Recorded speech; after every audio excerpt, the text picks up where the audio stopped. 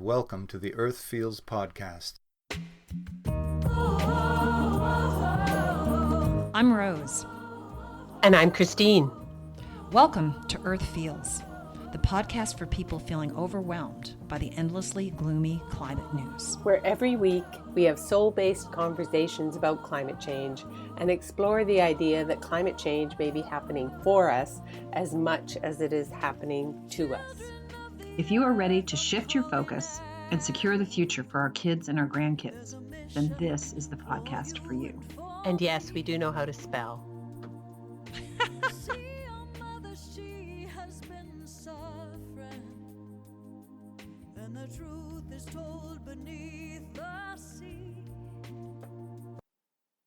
As the realities of climate change begin to take hold, we are seeing widespread natural disasters from wildfires and drought to tropical storms and flooding.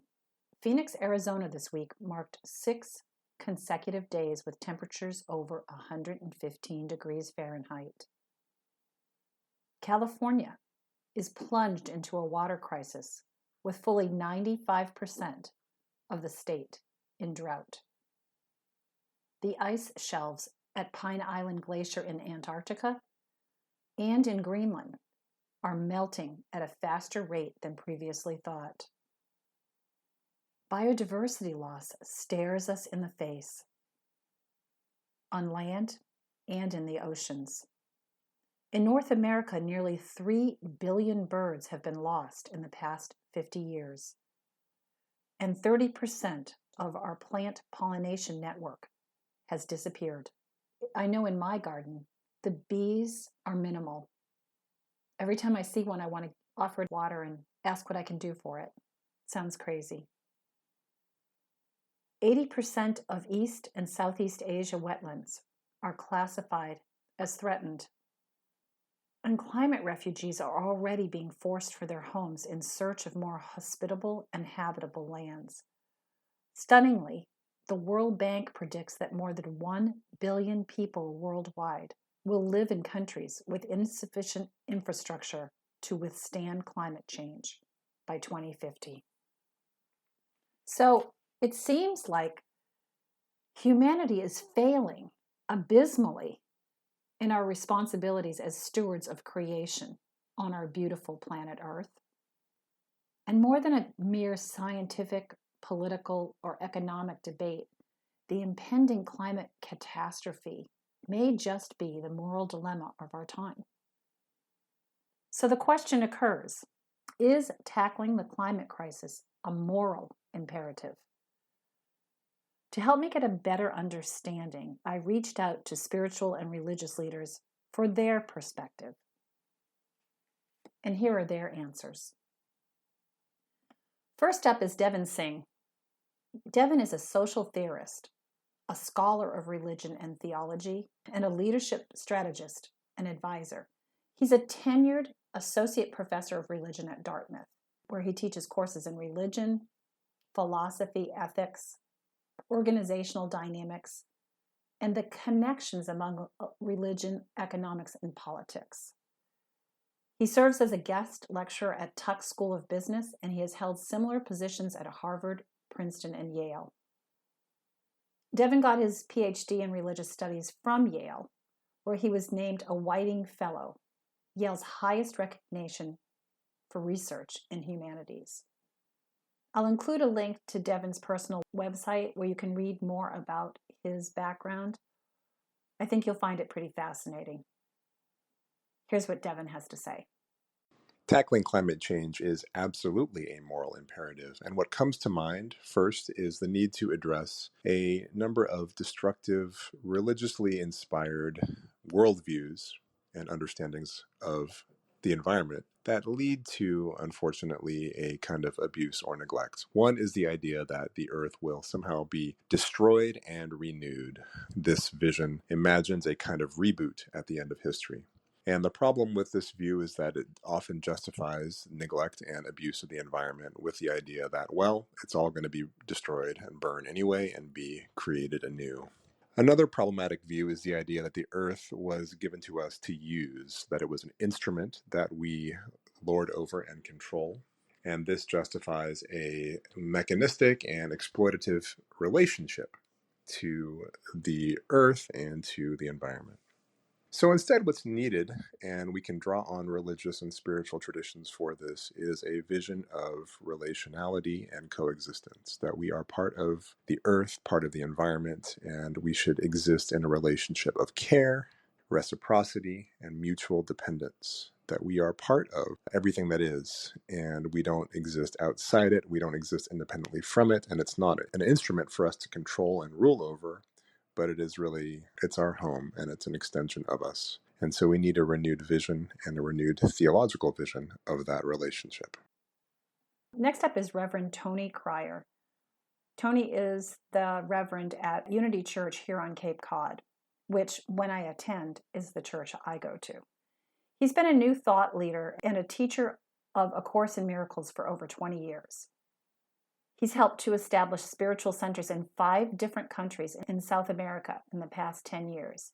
He's a minister, a teacher, a healing, an amazing musician, a songwriter, and co-founder of Miracle Encounters, along with his wife Liliana. He considers himself a witness to the healing power of the heart and mind through the practicing principles of truth. And again, he's the current spiritual leader at Unity on Cape Cod.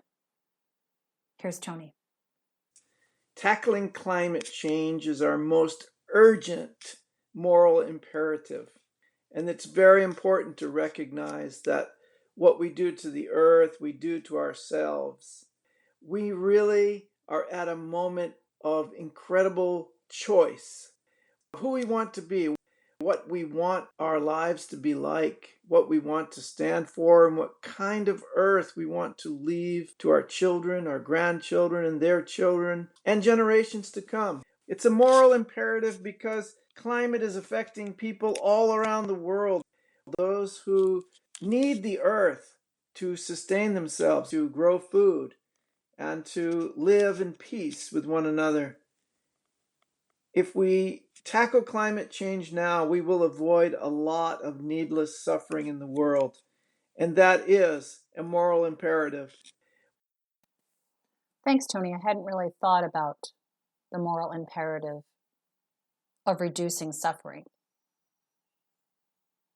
Next up is Lauren Tatarsky. I was privileged to meet Lauren a few years ago at the Parliament for World Religions in Toronto.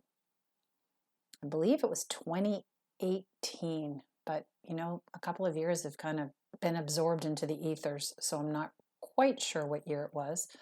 Lauren holds a master's degree in spiritual guidance from the Institute of Transpersonal Psychology. She has a BA in Peace and Conflict Resolution from American University, graduating summa cum laude.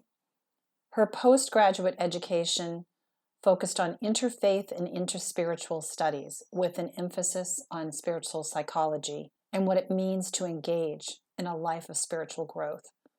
She was raised Reform Jewish, but spent time living at an ashram where she received training in yoga, meditation, Hinduism, Buddhism, and Ayurveda. She describes herself as a spiritual eclectic. Here's Lauren. So when I was presented with this question, is action on climate change a moral imperative? I didn't know how to talk about it because it was just, of course, yes. How do we explain it? Of course it is. And I thought, where does this of course come from?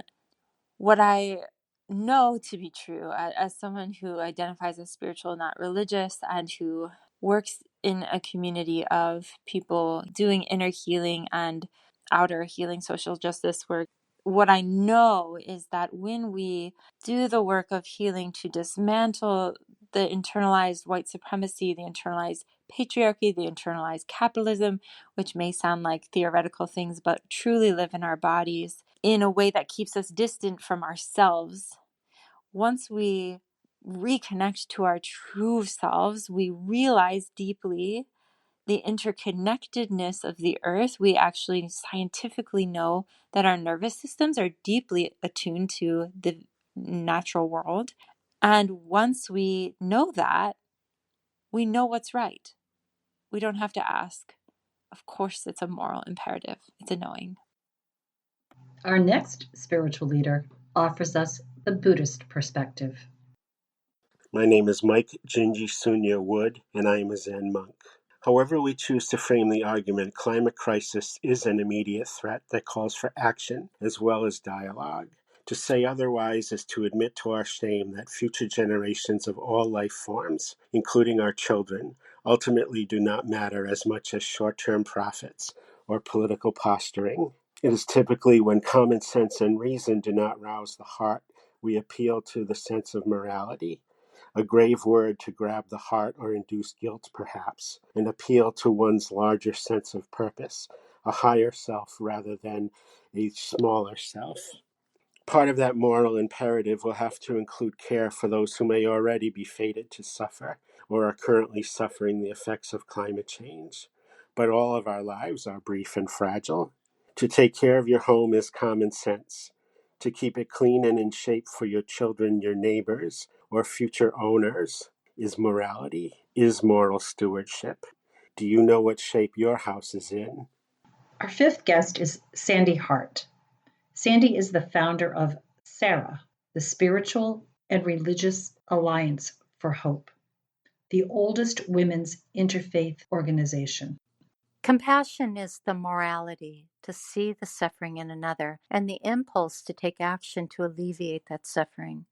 Yet something does not become a moral objective until we make the dedication, come to the conclusion, or find reason to make it so. It does not take much to recognize the ecosystem of our interdependence on our precious planet. Yet it is too convenient to ignore our personal impact on the destruction of her, even when we are in the midst of a modern-day historic climate crisis. Through the ages, Earth has become a commodity for the critical mass, and the culture of patriarchy and domination feed the capitalism that is camouflaged in comfort and security. What if we made it profitable to end the climate crisis? What if, instead of investing in companies that keep the domination trance thriving, we made it a moral imperative to invest in organizations that protect land protectors in South America and the Caribbean, or keep girls in school in Kenya and Malawi?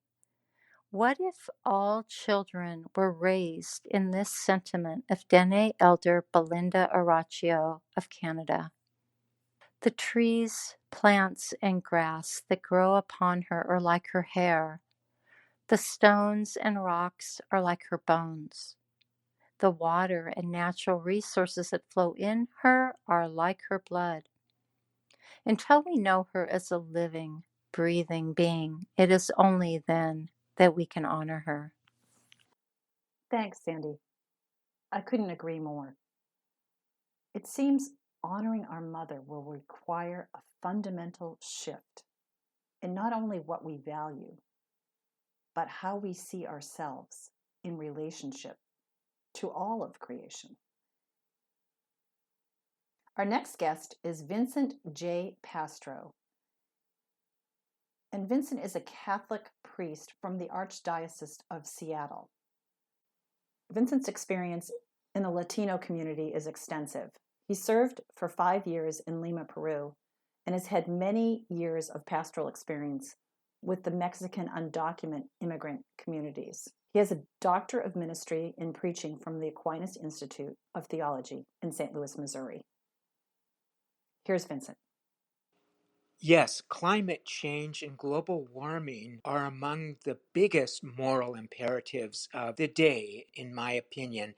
And I'm so glad that people are starting to deal with it and come to grips with that reality. I'm especially happy that in the last several years, Pope Francis has been proactive in the question, particularly with his encyclical Laudato Si, which I see as calling us to a consciousness for this moral imperative. I especially have seen it in my work with the poor. I work with the Hispanic Latino community in the United States, and I have more and more seen the connection between poverty and climate change.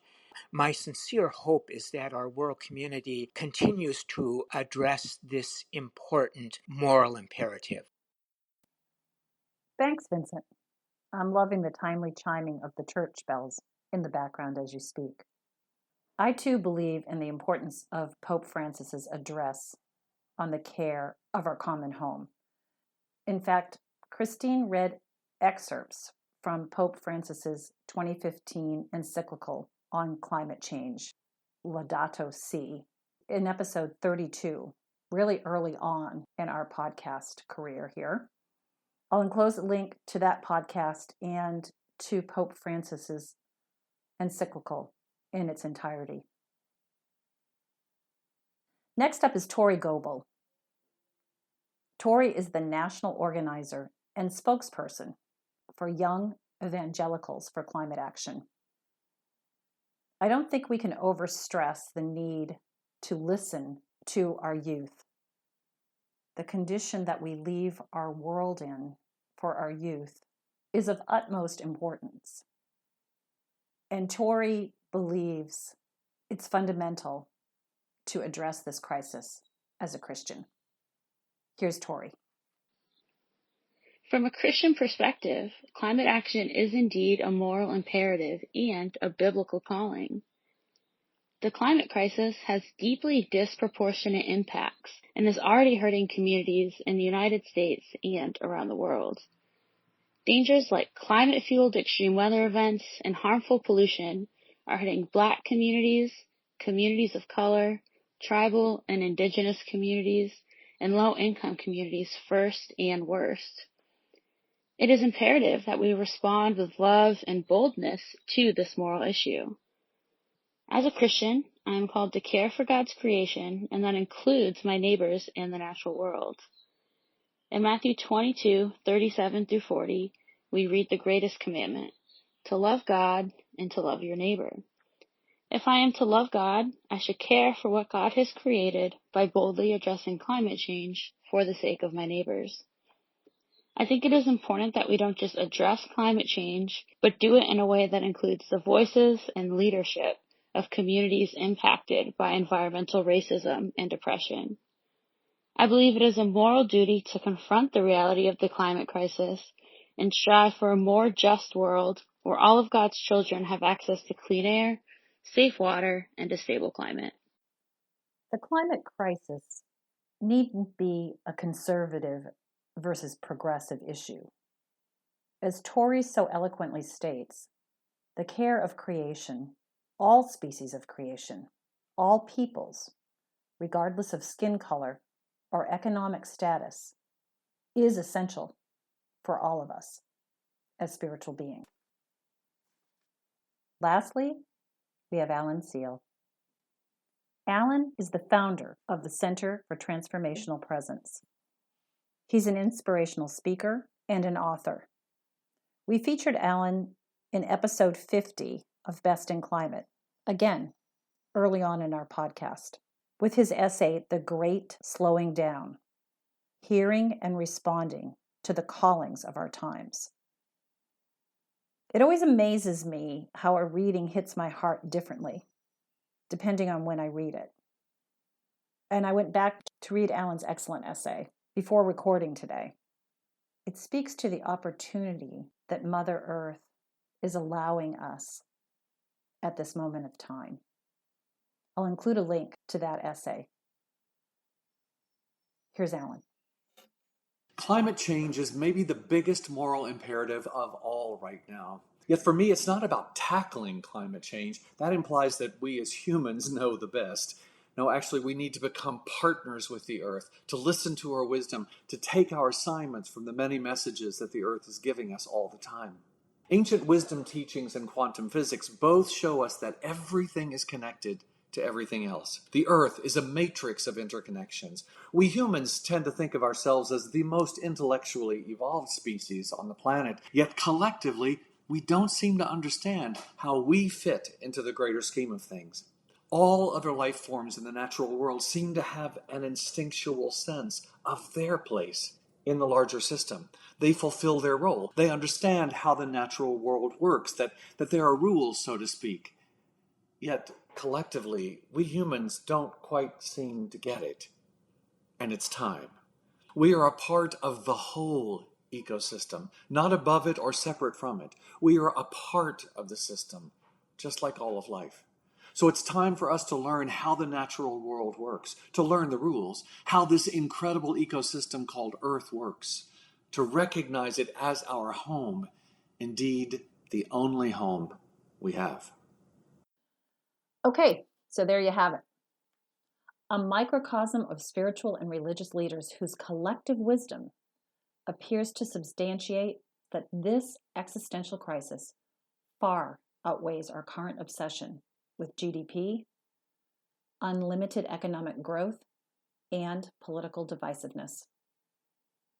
If we can momentarily step outside our own echo chambers, we can hear that climate change is presenting us with a roadmap for global unity, an opportunity to step beyond our most extreme prejudices, to leave our deepest fears behind, to acknowledge our interconnectedness, and to operate out of love for the good of the whole. In short, to become the spiritual beings we are designed to be. We were born for this moment. Thanks for listening. Catch you next time. That's this week's episode of Earth Feels. Special thanks to singer-songwriter Kristen Hoffman for generously allowing us to use Song for the Ocean. Thanks for listening. Don't forget, subscribe to our podcast so you don't miss an episode. Catch you next time. Bye-bye. Children of the earth, I'm calling out. There's a mission for you and for me.